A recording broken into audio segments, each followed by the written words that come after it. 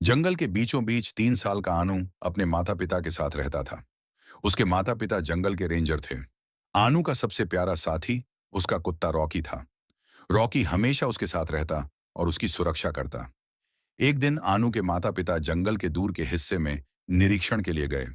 उन्होंने आनू को घर में रहने की हिदायत दी, लेकिन आनू, जो बहुत जिज्ञासु और निडर था, बाहर खेलने निकल गया। रॉकी भी उसके साथ था। खेलते खेलते दोनों जंगल में गहराई तक चले गए। जंगल में एक चिड़िया का प्यारा सा घोंसला देखकर आनू रुक गया। घोंसले में छोटे छोटे अंडे थे। अचानक एक जोर की आवाज आई। रॉकी ने भौंक कर आनू को सावधान किया।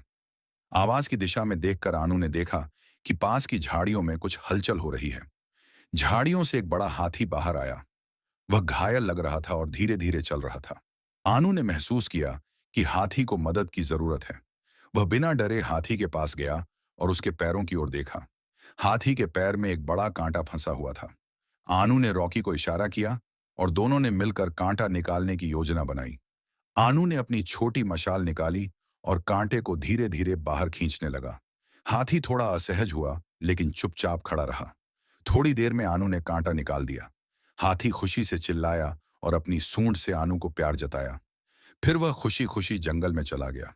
आनू ने हाथी को जाते हुए देखा और फिर रॉकी के साथ आगे बढ़ गया। लेकिन थोड़ी ही देर में आसमान में काले बादल घिर आए और तेज बारिश शुरू हो गई। आनू और रॉकी तेजी से आगे बढ़ने लगे, लेकिन तभी झाड़ियों के पीछे से दो लकड़बग्घे उनके सामने आ गए। दोनों लकड़बग्घे गुर्रा रहे थे और उनके चारों ओर घूमने लगे। रॉकी भौंकने लगा और लकड़बग्घों पर झपट पड़ा। आनू ने मशाल और पटाखे निकालने की कोशिश की, लेकिन बारिश के कारण वे बेकार हो चुके थे। उसने मशाल की लकड़ी उठाई और लकड़बग्घों को डराने की कोशिश की, लेकिन वे पीछे नहीं हटे। आनू और रॉकी ने पूरी ताकत से संघर्ष किया, लेकिन लकड़बग्घे काफी ताकतवर थे। ऐसा लग रहा था कि वे हार जाएंगे। तभी अचानक जोरदार गड़गड़ाहट के साथ वह हाथी वापस आ गया। हाथी ने अपनी सूंड से लकड़बग्घों को जोरदार आवाज के साथ डराया। लकड़बग्घे घबराकर भाग गए। हाथी ने आनू और रॉकी को अपनी सूंड से उठाया और उन्हें जंगल की एक गुफा तक ले गया। गुफा में पहुंचकर आनू ने वहां पड़े सूखे पत्तों का इस्तेमाल कर आग जलाई। रॉकी ने हाथी को भौंक कर धन्यवाद दिया। गुफा में तीनों ने बारिश रुकने का इंतजार किया। बारिश रुकने के बाद हाथी ने आनू और रॉकी को उनके घर तक छोड़ दिया। आनू के माता पिता वापस आ चुके थे और उसे सुरक्षित देखकर बहुत खुश हुए। उस दिन से हाथी और आनू पक्के दोस्त बन गए।